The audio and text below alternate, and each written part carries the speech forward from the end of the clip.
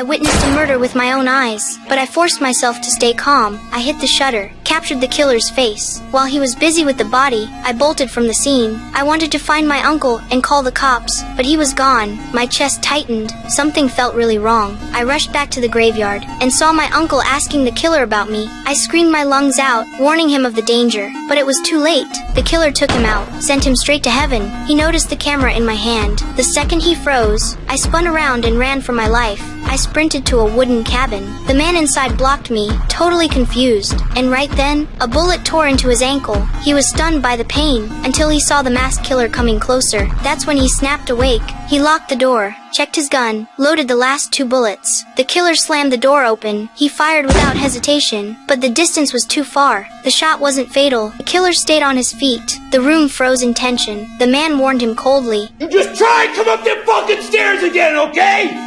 I will blow your fucking head clean off! I'm getting the police on the line right now!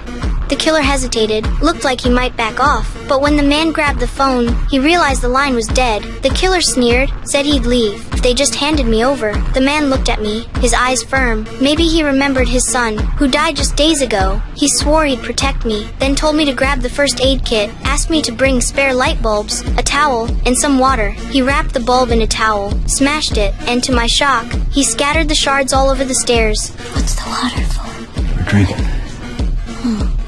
The man asked me why I was being hunted. I told him my nightmare and handed him the film from my camera. He wrapped it carefully, told me to hide it in the water tank. Downstairs, the killer was losing patience, cursing, raging, shouting he'd come up and kill us. Just then, a patrolling cop heard the gunshots. Eager for credit, he didn't call for backup. Came alone. He quickly found the cabin, but the killer stayed calm, put on his mask, got ready for the fight.